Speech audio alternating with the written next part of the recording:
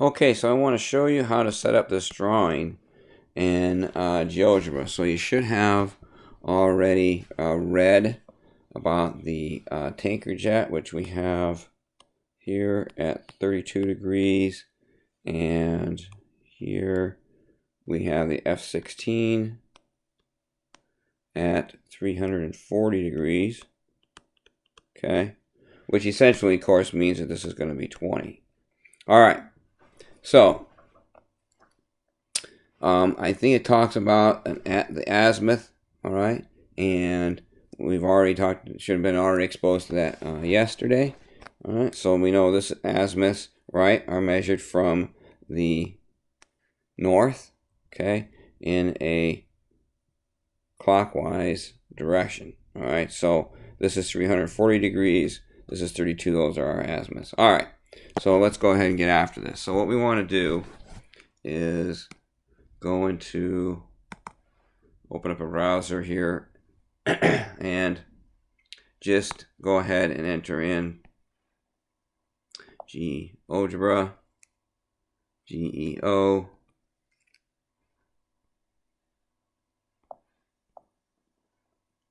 GEBRA. And if you get Classic as a choice, go ahead and pick that.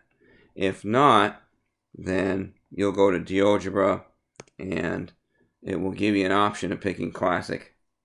But you want to have a screen that looks like this. Okay.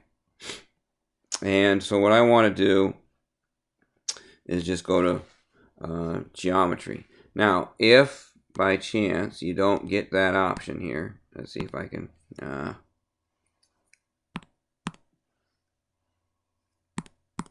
here we go. And that you have to do it this way.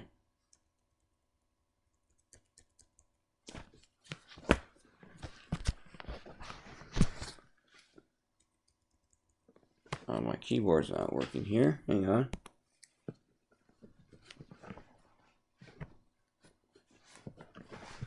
Put that in there. There we go. And you go and you end up with this screen instead. Then you're just going to pick Classic right there. Okay. So either you go geogebra.org or GeoGebra Classic. Either way, you're going to get to this. All right. This is where we want to be. I want to make sure I hit Geometry. Okay. And we're ready to go. All right. So let's do this. So the first thing we want to do is draw a horizontal line down here in the bottom, which represents that 100 kilometers. So I'm just going to go like this, draw a line going across. Okay, make it about as horizontal as I can get it. All right. Now I have a couple points on there, and I really don't want to mess with those points too much. Okay, because what happens is if I do, they mess around with my drawing. So I'm just going to try to keep away from those points. All right, but I need a couple of points to draw my north for the tanker jet and the F-16. So I'm going to go to point right here. Okay, point on, and I'm just going to put the point somewhere on here. Okay, so they're there. All right, so now I have these points and I can move them. All right, so that's what I want to do. I want to stay away from the ones that were already there and put these ones in because I'm going to move them around. All right, so I have that. Now what I want to do is draw my north. Okay, so north is going to be a perpendicular through that point. All right, so then we want to go over here to the fourth one over where it says perpendicular line. So I'm going to click on that, click on this point, and click on this line.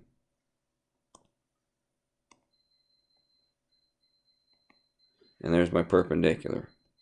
Same thing here. All right. Okay. So if you need to pause it or something, you can.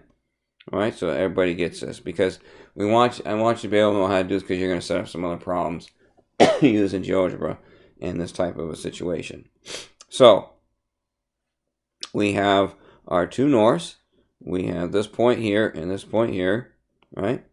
And now we're ready to draw our tanker jet and our F-16. All right. Before we do that, though, we have to place a point on each of these perpendicular lines. So we go to that point on object, click, doesn't matter where, we just want to put the point on that. We need to have points on the line. See, that one I just chose there was just a tad bit off of it.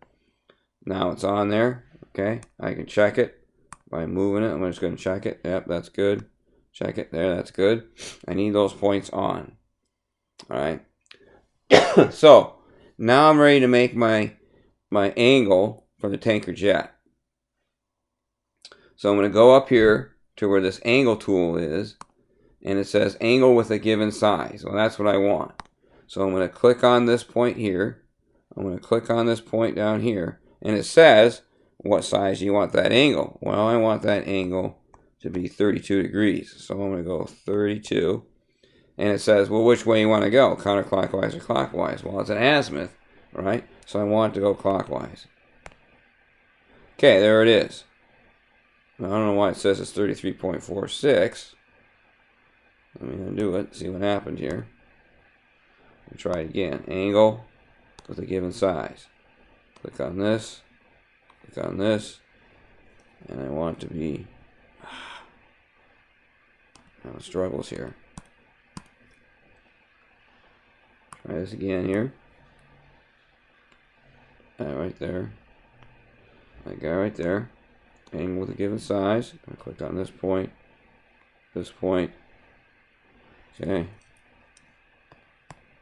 Let's try it again. 32 degrees clockwise. Okay. I don't know why I'm getting 33.46.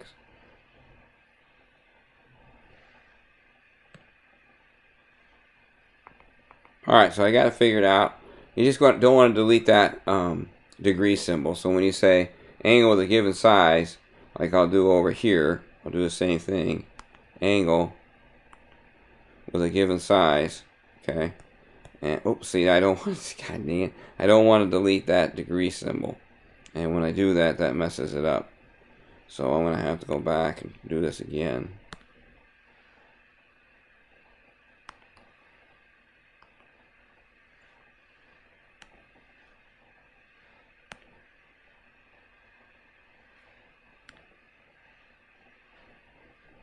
I'm not sure why it's not letting me do it.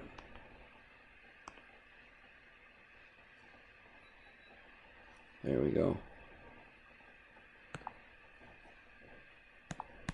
So I want that to be 20, because I'll just go, well, we can put 340 in there. I guess it doesn't really make much difference. And we'll go clockwise just to be consistent. Okay, so there it is. So now I have my two angles kind of set up. All right. So I'm going to draw a ray. So I'm going to go over here to ray. Click on this point. Click on this point. Draw a ray here and a ray here. And now we have it. Okay. So here is my tanker jet. Here's my F-16. The only thing I need to worry about is scale, because I don't have anything as far as a distance from where my angles are coming from. So I need to measure that and scale it. So I'm going to go back to the angle tool. Notice it says distance and length. So I'm going to click on that, and then I'm going to measure the distance between these 2 points. It says it's 7.88. Well, I'm not going to get 100 on here, right? But I could scale it. So let's say I decide to scale it so that it's 10. So I'm going to get it as close to 10 as I can. Oop, I just about had it. There it is. So now I have that at 10. Okay. So here I can see where these two things cross at. Right? So let's get that intersection point. So I'll go back to my point, intersect, click on that, and it puts a point there. Right? Now I can do the exact same thing. Measure this distance here to there, and measure this distance from here to here, and it tells me how far they are. Okay. So you can just determine how far each plane must fly to reach the rendezvous point. All right, we're going to go 11.92 for the tanker jet and 10.76 for the F16. And so now we have that drawing, okay? So pause that, and you guys can go ahead and make that. Make sure everybody's got that made. Okay, so now that we have that drawing made and we know what the distances are, that's pretty neat to use GeoGebra to model that. But we obviously don't want to do that for every single problem because it's going to take a little bit of time. Plus, some of them would be hard to do. So let's do this. So we're going to learn about something called the law of sines. Okay? So let me kind of derive it for you. Let's start with a triangle like this. And we're going to go A, B, C. And we're going to go little a, little b, little c. And I'm going to make a right angle there. Okay. And I'm simply just going to call that H. So I have a triangle, right? And I have label things. I put an H for the height. All right. So I'm going to talk about angle A for a second here. So I'm going to focus in on this triangle right here. All right. So I know that the sine of A is equal to the opposite side, which would be H in this case, over the hypotenuse, which would be C. All right. Now, I'm going to do the same thing, but I'm going to focus in on this side here. All right. And I'm going to talk about the sine of C, angle C. Well, I know that that is opposite side H over hypotenuse little a. So what I'm going to do now is solve for H. So we'll do a little cross multiplication, and H is equal to A sine C. And over here, same darn thing, right? H is equal to C sine A. Now these two things, these two H's are obviously the same. So we're going to make these two the same. Sine C equal to little c sine A. All right. And now we're going to do a little rearranging here. So I'm going to take and divide this by the sine of C. And then I'm going to divide this by the sine of A. So I'm going to do that to both sides. So now I'm going to get this. And I'm going to get this. So this ratio here, or this proportion, is called the law of sines. But all I'd have to do is rearrange this triangle a little bit, and I could do the same thing for B. So the law of sines looks like this. B over sine of big B equals A over the sine of big A equals little c over the sine of big C. So this is the law of sines.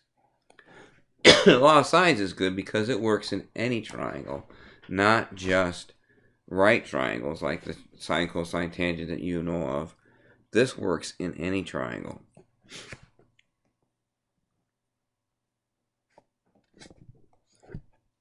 So for example, let's say we have a triangle like this, and we have a 50-degree angle there, and we know this side is 10, and let's say we have this side here at 70, and we want to figure out what it is, the side that's opposite. So we'll put that right there.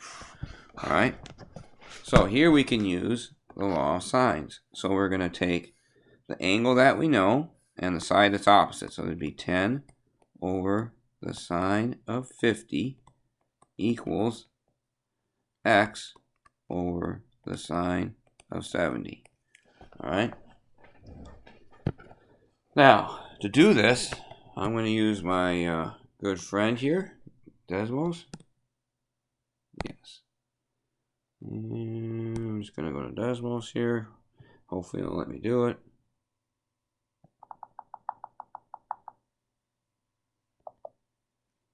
There we go.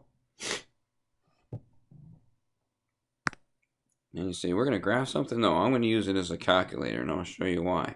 First of all, I have to make sure I'm in degrees, because if I'm in radians, I'm going to get the wrong answer. So make sure that you are in degrees. Okay. Now, I can get this answer by doing a quick little cross multiply here. All right. So if I go 10 times the sine of 70 and divide by the sine of 50, I'll figure out what x is. So I'm going to go 10, get this out here. All right. 10 times the sine of, what did I say that was going to be? 10 times sine of 70. Okay. Divided by sine of 50. There's my answer, 12.2. Okay. So I don't, it's just one line, one fell swoop, like that, one line, and you got it done. Okay. Swoop, just like that, right? Pretty cool. So then my x side, I think, was 12.2. Okay. That's how you use the law of sines. All right. That's one example. There are some other examples that we'll go through as we do this. All right. So there's the law of sines. There is another law called the law of cosines. And it's really difficult to derive, so we're not going to spend a lot of time doing that. But we'll take a look at this. Call this little a, little b, and little c. The law of cosines goes like this. C squared equals a squared plus b squared minus 2ab cosine c. Now, you can write it for any arrangement of a, b, and c. All right. What's important is that this side and this angle are opposite each other. So, I mean, you could do this. B squared equals a squared plus c squared minus 2ac cosine b. All right. And you could do the same thing for a. But as long as you really know that this and this are opposite, and it really doesn't matter whether this is an A or this is an A, or whether it's a B or a B or a C or a C, it's going to work. All right. So the law of cosines is in this type of an arrangement. Rather than trying to memorize 3 law of cosines, just get one of them and know that these two things have got to be opposite. All right. So let's try one of those.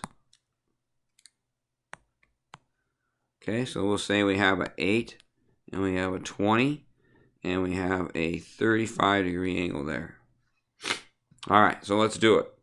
So we're going to use a law of cosines. We're going to find this value right here. So it's going to be c squared equals 8 squared plus 20 squared minus 2 times 8 times 20 times the cosine of c. Okay, or excuse me, cosine of 35. So now we're going to do this. 64 plus 400 minus 2 times 8 times 20 times the cosine of 35. And again, I can do this whole thing in decimals in one shot. So we're going to go like this. All right. Down here, square root first. Okay. And I'm going to put a parentheses. Okay, now I got to take a look at it. So I need 68 squared plus 20 squared. We're just going to do that. We're going to go 8 squared plus 20 squared, right, minus 2 times 8 times 20 times the cosine of, I think it was 35. And there it is, 14.2. So you can type it all in one thing. Wow, how nice is that? Okay, so that's the law of sines and law of cosines, and the GeoGebra thing. Okay, so let's see. You're probably I want to give a couple of them a try. So what I'll do is I'll leave a couple of these for you to try, and then we'll see where you are on Monday. All right. So here's one to try. Give you a triangle, looks like this, and we'll put 80 here, and we'll put 12 there, and we'll put 30 there, and you can find that one. Okay, then go like this. All right, and we'll make this 100, and we'll make this 20, and we'll make this 15, and find that one. Okay, you can decide which law you're going to use on which.